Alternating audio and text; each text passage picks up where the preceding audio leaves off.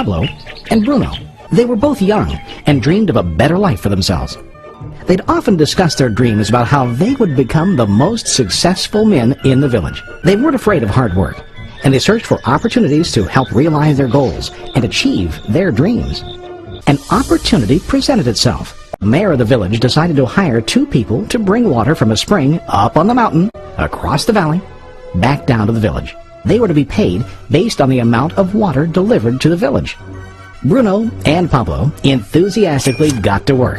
Every day, from morning till evening, they carried buckets to and from the spring. They worked hard, carrying water to the village. In the evening, they'd return home with their day's wages. Bruno was satisfied with his work and the money he earned. He was sure that with this work he could achieve his dreams. Bruno thought that to increase his wages he could use bigger buckets to bring more water each trip. He believed with a larger income he would soon be able to buy a cow and the house that he dreamed about. Now Pablo was not satisfied. At the end of the day, his back and hands ached and he was exhausted. He was looking for an easier way to earn more. One day an idea occurred to Pablo. He imagined building a pipeline to deliver the water from the mountain spring to the village. With this pipeline, he could get more water to the village without carrying buckets back and forth from the spring to the village. Soon, he got very excited about his idea and began to plan. Pablo, of course, shared his idea with his friend Bruno and asked him to join with him to work on and help build the pipeline. Bruno thought the idea was crazy. All Bruno could think about was what his money could buy today and how to get it quicker. He felt that building a pipeline would slow him down and delay him in achieving his goals. Instead, Bruno got bigger buckets and went more often back and forth, fetching water. He was sure that with this method, he could make more money. Pablo decided to build the pipeline on his own. He understood that it would not be easy to build, and it would take time to complete the pipeline. Pablo knew that it could take several years to finish, but he set his mind on his goal. Every day, he worked and carried water like before. But on weekends and during his spare time, he worked hard to dig in the rocky soil and build his pipeline. In the first month, there was little to show for his work. During this time, Bruno's income doubled.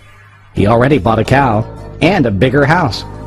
His lifestyle changed. He now spent time after work in the bar, enjoying his hard-earned wages from delivering water. His body was starting to stoop from carrying heavy buckets every day. Soon, he began to carry less and less water due to the wear and tear on his body. Month after month, Pablo worked. Soon a year passed, and then a second year.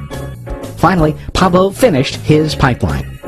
He now used his pipeline to deliver water to the village, instead of carrying buckets. Pablo was now earning more money than ever before. The water continued flowing to the village, while Pablo wasn't working. While he slept and ate, the water flowed. Pablo was happy and proud of his insight, persistence, and hard work. Now his income flowed as long as the water flowed through his pipeline. The story of Bruno and Pablo is a reflection of life. Their jobs symbolize what most people do to earn money. Bruno gets his money using buckets. He goes back and forth, carrying his buckets from the spring to the village in exchange for money. To increase his income, he either has to go more frequently to the spring or to use larger buckets. It's common in real life to increase our income by working harder. For example, working overtime or getting a second job. We also increase the size of our buckets by accepting a higher paying position, which often includes spending more time on the job. Most of us exchange time for money like Bruno. We know that every person has only 24 hours in the day and that it's not possible to use all our time to work. The most difficult time comes when we can no longer exchange time for money due to age, health, or other reasons. Then, our income stops. Now let's review what Pablo did.